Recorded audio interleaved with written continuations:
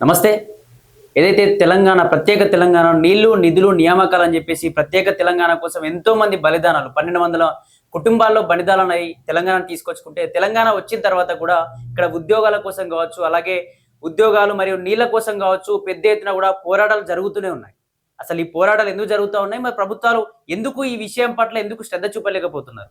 నిజంగా ఏదైతే నిరుద్యోగులు పోరాటం చేస్తున్నారో, ఆ నిరుద్యోగుల పట్ల ఈరోజు హైకోర్టు విచారణ, దీనిపైన వాయిదాల పైన వాయిదా వేస్తూ ఈరోజు మెయిన్స్‌ను రద్దు చేస్తూ ఖచ్చితంగా ఏదైతే మెయిన్స్ ఉన్నాయో వీటిని మళ్ళీ రివాల్యుయేషన్ చేయాలి. లేకపోతే మళ్ళీ పరీక్షను రీకండక్ట్ చేయాలి అని చెప్పేసి కూడా సంచలన తీర్పు హైకోర్టు అయితే ఇచ్చింది. దీనికి సంబంధించి మాట్లాడదాం. మనతో పాటు మాట్లాడడానికి ఫోన్ కాల్‌లోకి రాబోతా ఉన్నారు.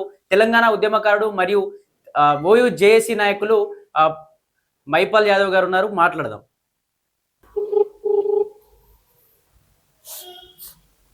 అన్న నమస్తే అన్న. అన్న నమస్తే అన్న. నమస్తే అన్న ఎట్లా చూస్తారన్న? ఇప్పుడు ఎన్నో రోజులుగా కూడా రోడ్లపైకి వచ్చి పోరాటాలు చేస్తున్నారు తెలంగాణ ఉద్యమకారులు. మనం ఏదైతే తెలంగాణ తీసుకొచ్చుకున్నామో నీళ్లు, నిధులు, నియామకాలు అని చెప్పేసి తెలంగాణను తీసుకొచ్చుకుంటే 1200 మంది కుటుంబాల్లో బలిదానాలు అయి తెలంగాణ తీసుకొచ్చుంటే, మళ్ళీ తెలంగాణ వచ్చిన తర్వాత కూడా కాంగ్రెస్ ప్రభుత్వంలో మళ్ళీ రోడ్లపైకి ఎక్కి ఈ పోరాటాలు చేయడం, ఈ ధర్నాలు, రాస్తారోకలు చేయడం ఎట్లా చూస్తారన్న? అదే మరి పరిస్థితి రావడం అనేది చాలా దారుణము. ఇప్పటిదాకా కూడా సీఎం మాట్లాడకపోవడము అసలు ఎంత దారుణం అండి. అసలు ఎంత మంది అవల కాళ్ళు మొక్కితే, ఎన్నిసార్లు డప్పులు కొడితే ఈ ప్రభుత్వం, గత ప్రభుత్వం పడిపోయింది.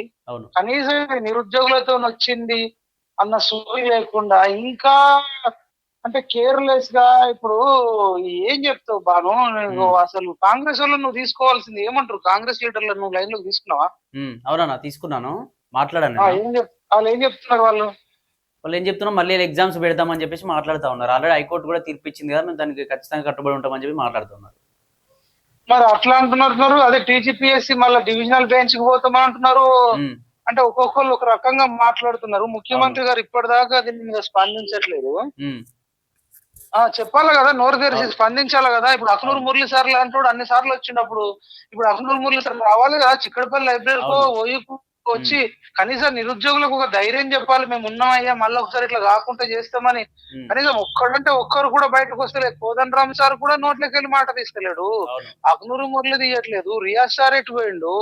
బల్మూరి వెంకటన్న మాట్లాడట్లేదు. అద్దంకి దయాకర్ అన్న మాట్లాడట్లేదు.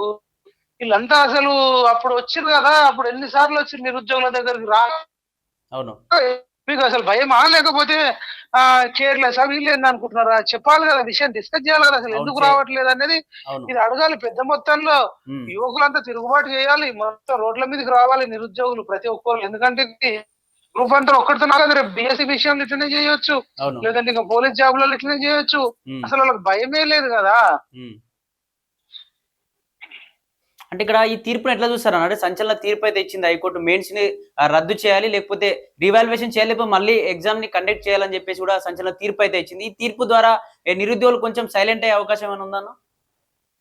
అదే, నిరుద్యోగులు కొంత హ్యాపీగా ఉన్నప్పటికీ కూడా ఇంకొకటి గందరగోళంగా ఉంది. భవిష్యత్తులో కూడా వీళ్ళు కరెక్ట్ కండక్ట్ చేస్తారా చేయరన్నది గ్యారంటీ లేదు కదా. ఇప్పుడు గతంలో 2 సార్లు రద్దయింది, అయినాక కూడా సిగ్గు శరం లేకుండా ఒళ్ళు జాగ్రత్తగా పెట్టుకొని నిర్వహించాల్సిన ఈ టీజీపీఎస్సీకి సంబంధించిన గ్రూప్ 1 పరీక్ష మళ్ళీ ఇన్ని అవకతవకలా మనం చెప్తాం, అన్ని అవకతవకలు ఉన్నాయని ఎవరు చెప్తారు? జడ్జి గారే, హైకోర్టే చెప్పింది ఇవన్నీ rules are not followed by the TGPSC. వాళ్ళు పెట్టిన రూల్సే వాళ్ళు ఫాలో చేయలేదట. అంటే గర్ల్స్ కు గర్ల్స్ సెంటర్లు, ఎగ్జామినేషన్ సెంటర్లు, బాయ్స్ కు బాయ్స్ ఎగ్జామినేషన్ సెంటర్లు, తర్వాత తెలుగు మీడియం వాళ్ళకు మొత్తంగా ప్రాధాన్యత లేకుండా కర్ణాటకలో కన్నడలో రాసిన వాళ్లకు వెయిటేజ్ ఉంటదట.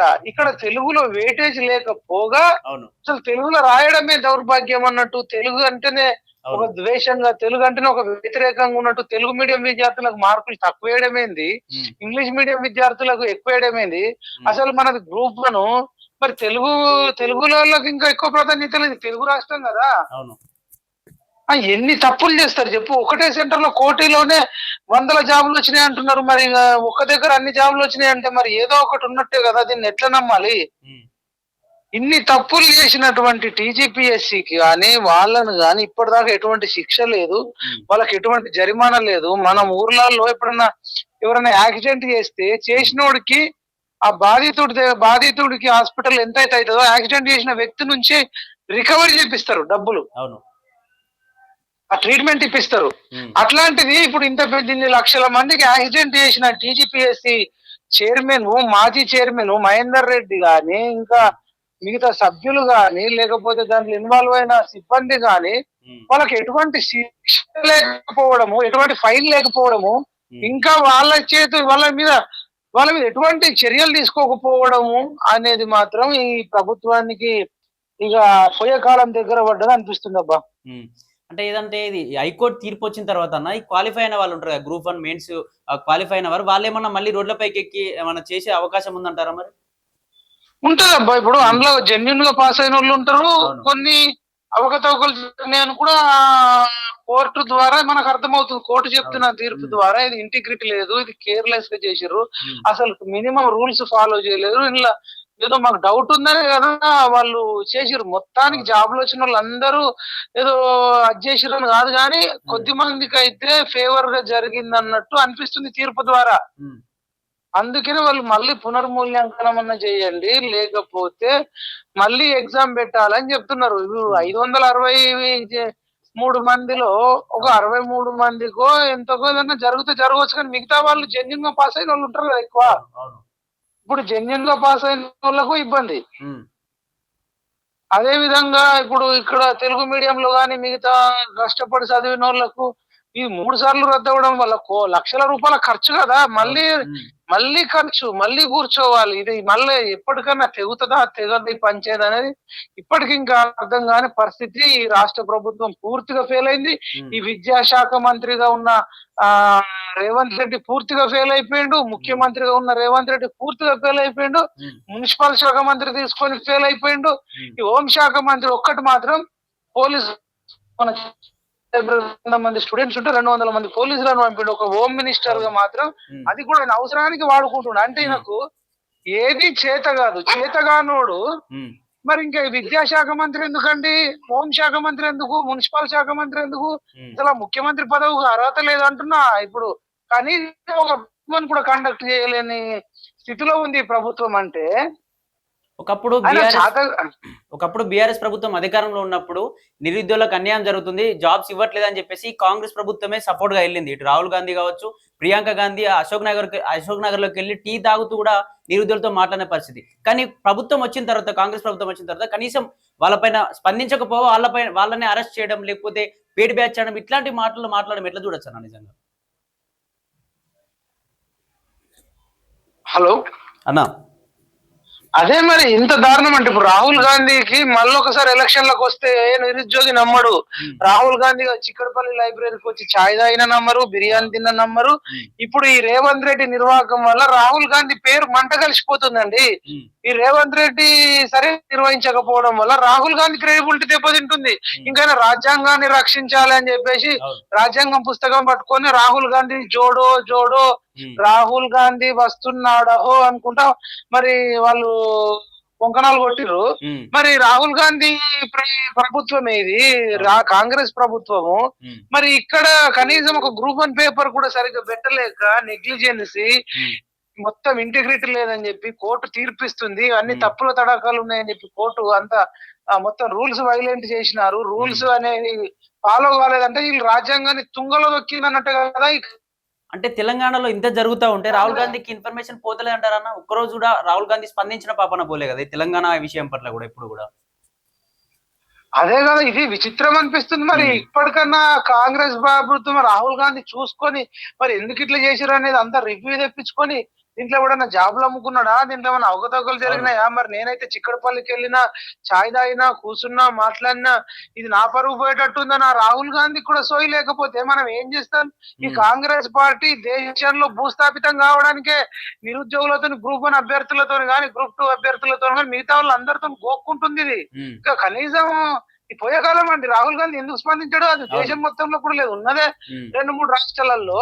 కనీసం పిలిపించుకుంటారు. అంటే ఈ రేవంత్ రెడ్డి అనేటోడు రాహుల్ గాంధీ కూడా నెల నెల మామూలు పంపిస్తుండ అనేది జనరల్ గా పొలిటికల్ సర్కిల్ లో టాక్ నడుస్తుంది. మరి వీళ్ళంతా తోడు దొంగలై ఈ రాష్ట్రాన్ని కుళ్ళగొడుతురా, మరి ఏం చేస్తురా అనేది మనం చూడాలా బాను. అది అంటే అన్న ఎన్నేళ్ళ మీ మీ జీవిత విధానంలో ఎన్నో ప్రభుత్వాలు చూసి ఉంటారు. ఈ ప్రభుత్వాలు ఎప్పుడైనా ఈ మెయిన్స్ రద్దు అవ్వడం లేకపోతే ప్రిలిమ్స్ 3 సార్లు మళ్ళీ కండక్ట్ చేయడం ఇట్లాంటివి ఎప్పుడైనా జరిగినాయన్న ఏ ప్రభుత్వంలో నిరుద్యోగుల పట్ల? ఇంత దారుణంగా ఎప్పుడు లేదు. అంటే ఎప్పుడో హ్మ్.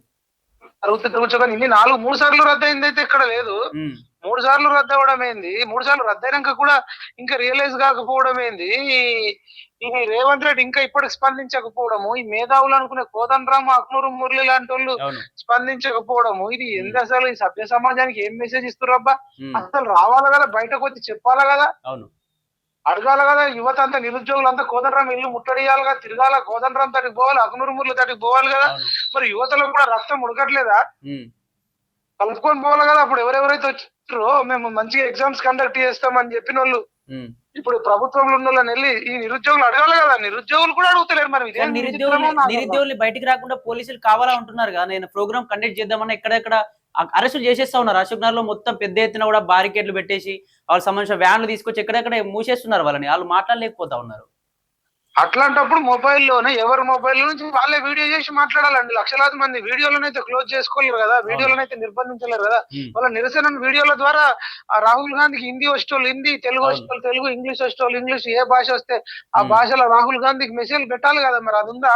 ఈ ఐడియా మీ అవును. లెజెండ్ టీవీ ద్వారా నేను ఇస్తున్నా, అందరిని ఫాలో కమ్మని మీరు చెప్పండి. ఖచ్చితంగా. లక్షలాది మంది వాళ్ళు చేస్తేనే అవుతుందండి. ఇది లక్షలాది మంది బయటకు రావాలి. అవును. లేకపోతే వీళ్ళు మొత్తం అవినీతితో కూరుకుపోయింది. రేవంత్ రెడ్డి డబ్బులు తెగబడ్డాడు. రేవంత్ రెడ్డి అన్నదమ్ములు కొండల రెడ్డి, తిరుపతి రెడ్డి, హ్మ్. కృష్ణారెడ్డి, వేం నరేందర్ రెడ్డి, వీళ్ళంతా జైపాల్ రెడ్డి, అయోధ్య రెడ్డి, హ్మ్. వీళ్ళంతా కూడా పొద్దున్న లేస్తే డబ్బులు డబ్బులు డబ్బులు కలెక్షన్ చేసుకోవాలని సోయింది కానీ హ్మ్. నిరుద్యోగులకు న్యాయం చేయాలి అనేది వాళ్ళకు ఏ క్వశ్చన్ లేదనేది ఈ గ్రూప్ 1 ఫలితాల రద్దు చూసిన తర్వాత మనకు అనిపిస్తుంది. హ్మ్. ఓకేనా. చివరగా ఏం చెప్తారండి? కాంగ్రెస్ ప్రభుత్వానికి గావచ్చు, అలాగే ఇతర పార్టీలకు గూడా ఎక్కువ సపోర్ట్ గూడా లభించినట్టు అనిపించట్లేదు ఈ నిరుద్యోగుల పట్ల. వాళ్ళకి గావచ్చు, అలాగే నిరుద్యోగులకు గావచ్చు. ఏం చెప్పాలనుకుంటున్నారన్న చివరిగా? నిరుద్యోగులే బయటకు రావాలండి. బయటకన్నా హ్మ్. రండి, వీడియోలన్నా రిలీజ్ చేయండి. హ్మ్. ఎక్కడికక్కడ నిరసన వ్యక్తం చేయడానికి ప్రాబ్లం ఏం కాదు. హింస లేకుండా హ్మ్. అహింస మార్గంలో ప్రజాస్వామ్యబద్ధంగా వీడియోల ద్వారా, ట్విట్టర్ల ద్వారా, ఇన్‌స్టాగ్రామ్ ద్వారా, హ్మ్. యూట్యూబ్ ద్వారా సోషల్ మీడియాను వేదిక చేసుకొని ఎంత సఫర్ అయితుర్రు, వాళ్ళ బ్యాక్‌గ్రౌండ్ ఏంది, ఆ బాధ అవును. ఏందో హ్మ్. రాహుల్ గాంధీకి వీడియో ద్వారా మెసేజ్ చేస్తూ రాహుల్ గాంధీకి ట్యాగ్ చేయాలని కోరుకుంటున్నాను. ఓకే అన్న. థాంక్ యూ అన్న. రైట్. ఇది ఇక్కడ పరిస్థితి. ఏదైతే ఇన్ని ప్రభుత్వాలు చూసినా గూడా, ఇన్ని ప్రభుత్వాలు ఎప్పుడు గూడా ఈ మెయిన్స్ రద్దవ్వడం, లేపోతే ఈ తెలంగాణలో ఏదైతే నిధులు, నీళ్లు, నియామకాలని జెప్పేసి తెలంగాణ తీసుకొచ్చినామో, మళ్ళీ నిరుద్యోగులు మళ్ళీ రోడ్లెక్కడం. రోడ్లెక్కినా కనీసం ఎందుకు రోడ్లెక్కుతున్నారని చెప్పి ప్రభుత్వం మాట్లాడలేకపోవడం, క్వెషన్ చేసిన వాళ్ళందరినీ గూడా ఇష్టానురీతిగా ఔజారెట్లు చేయడం, లేకపోతే వీళ్ళు పెయిడ్ ఆర్టిస్టులు, ఇటు కోర్టుల్లో కేసులేసుకుంటూ డబ్బులు సంపాదించుకుంటారని చెప్పేసి ఇటువంటి మాటలు మాట్లాడడం కరెక్ట్ గాదు. ఖచ్చితంగా నిరుద్యోగులు పెద్ద ఎత్తున గూడా బయటికి కదలాలి. ఏదైతే ఇప్పుడు ఎమ్మెల్సీలో ఉన్నటువంటి ప్రొఫెసర్ కోదండరాం గావచ్చు, ఆకునూరి మురళి గావచ్చు, అద్దంకి దయాకర్ గావచ్చు, వీళ్ళందరూ పెద్ద ఎత్తున గూడా బీఆర్ఎస్ ప్రభుత్వం అధికారంలో ఉన్నప్పుడు ఏదైతే సెంట్రల్ లైబ్రరీకి వచ్చి కూడా మాట్లాడారో, అశోక్ నగర్‌కి వచ్చి కూడా మీకు సపోర్ట్ చేస్తాం, ఖచ్చితంగా మాకు ఓటేయండి, మమ్మల్ని గెలిపించని చెప్పేసి కూడా పెద్ద ఎత్తున మీ మీ దగ్గరికి వచ్చారు. మీరు కూడా గ్రామీణ ప్రాంతాల్లోకెళ్ళి కాంగ్రెస్ ప్రభుత్వాన్ని అధికారంలోకి రావడానికి పెద్ద ఎత్తున కూడా మీరు కృషి చేశారు, పోరాటం చేశారు. మేము ఈ పనులు మానుకొని కావచ్చు, మేము ఈ చదువును మానుకొని కావచ్చు, పెద్ద ఎత్తున దాన్ని ఆ ప్రభుత్వాన్ని గద్దె దించితే తప్ప మా జీవితాలు మారవని చెప్పేసి కూడా పెద్ద ఎత్తున మీరు పోరాటంలో చేసిర్రు. మీరు ఇప్పుడు ఏం చేయండి అంటే రాహుల్ గాంధీకి తెలిసే విధంగా ఫేస్‌బుక్‌లో కావచ్చు, ట్విట్టర్‌లో కావచ్చు, సోషల్ మీడియాలో ఎక్కువగా వీడియోస్ పోస్ట్ చేయండి. రాహుల్ గాంధీకి ట్యాగ్ చేయండి. కావాలనే రాహుల్ గాంధీకి ఇన్ఫర్మేషన్ అందకుండా ఈ కాంగ్రెస్ ప్రభుత్వం కావచ్చు, రేవంత్ రెడ్డి కావచ్చు, వీళ్ళందరూ కావాలనే కుట్ర పన్నుతా ఉన్నారు. నిరుద్యోగులంతా పెద్ద ఎత్తున ఎమ్మెల్సీల దగ్గరికి వెళ్ళే ప్రయత్నం చేయండి. ఎక్కువగా సోషల్ మీడియాని వాడుకోండి. ఖచ్చితంగా నిరుద్యోగుల యొక్క పోరాట ఫలితం వల్లనే మళ్ళీ వాళ్ళకేమైనా న్యాయం జరిగే ఛాన్స్ ఉంటుంది అని చెప్పేసి కూడా ఓయూ విద్యార్థి నాయకుడు మరియు తెలంగాణ ఉద్యమకారుడు మైపాల్ యాదవ్ గారు చెప్తున్నటువంటి పరిస్థితి.